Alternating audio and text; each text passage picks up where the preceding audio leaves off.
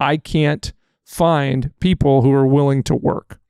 Now, in jest, we can joke about, in conversation, man, I remember when, if I went to an interview, it was, and I got the job and I didn't show up on time. If I didn't get, or even early and stay late and be willing to do additional, and all these kind of things to show how invested I was. And so that's that work ethic that's instilled in a lot of people, maybe in their high 30s and up and stuff. And what I hear is that, man, I can't find any good people. And I'll post a position for, let's say, a sales role, and I'll bring people in and interview them. And it is so hard to find. I think it's probably always hard to find somebody with this mentality of what you talked about. Even if you tell them two things is all you need. You need to have the ability to always be trying to get better, right? And then what was the first one that you said?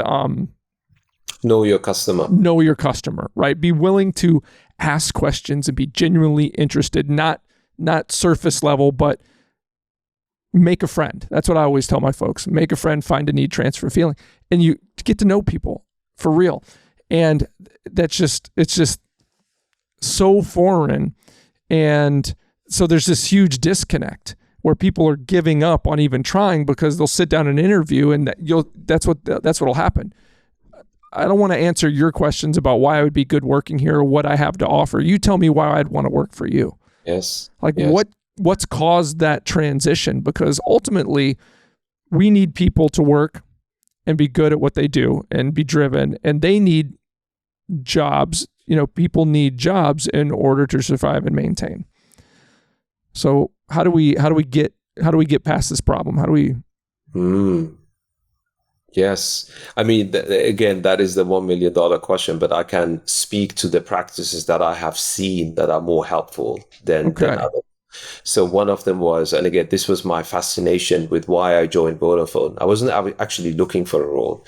And when I was headhunted and I spoke to the CHRO at the time, he was a very convincing guy, and he really, sold the organization to me in ways that I didn't even imagine would be possible.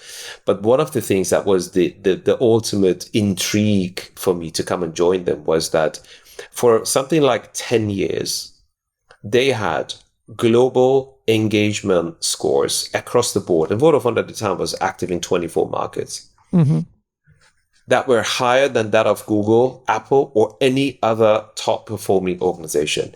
In the top quadrant, if you do the 2x2 matrix of high performing organizations, they were the top quadrant leader, and they had been there for 10 years. Now, that was oh my goodness, how is that even possible? Right. Like, just from an HR perspective, and I love numbers and I love analytics, how can you sustain that? I mean, you can make it lucky a year or two. Right. Yep. But how do you maintain that momentum? So again, what I saw, and that's what kept me going for 8 years in the same organization, was the reality matched that promise that I heard at the outset of joining. So when we talk about employer value proposition, a lot of HR people tend to get very technical and complicate things. I like to think of that as one of the key value propositions of an employer, which is, you will be joining an organization that is highly engaged.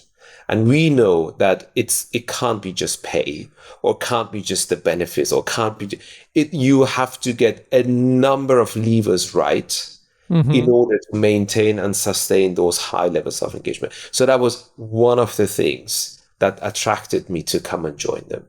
The second thing that I really liked about the company that spoke to me very specifically was the level of autonomy I had in that organization. So I only did 2 jobs in 8 years. So I wasn't like floating like I did previously in FMCG. Every 1.5, 2 years, I go into a new job, into a new country. But boy, in every one of those 2 positions I had, I felt like a mini CEO or a mini CHRO. I had limited budget and limited organizational resources to work with, but within those boundaries, I could do anything. And that meant that, when I was partnering with commercial leaders, that's what I did for 3 years. Then I was promoted to come to work at the head office level, working with our group CFO, who is today the group CEO. I had an incredible amount of autonomy. And that meant that I could decide what is the best for the finance function, which is the one I supported. 27,000 people, 24 markets, group CFO as my key business partner and her finance leadership team. I felt like a CHRO in my own right to be able to do what I felt was necessary and needed to support the finance organization. And of course, that earns you respect, that earns you credibility, and that earns you, true partnership. But these are just a few nuggets around how can any organization, you don't have to have the scale of a Vodafone with 100,000 people. Right, that's what's going to get at. What about these 100 people, size organization? If you think about what truly matters to your people to get the highest levels of engagement, then I promise you are on the right path. Hey, everybody. Thanks for watching one of the clips from the Business Line podcast. If you want to see the full episode, click up here. And if you want to see more fun clips, click up here.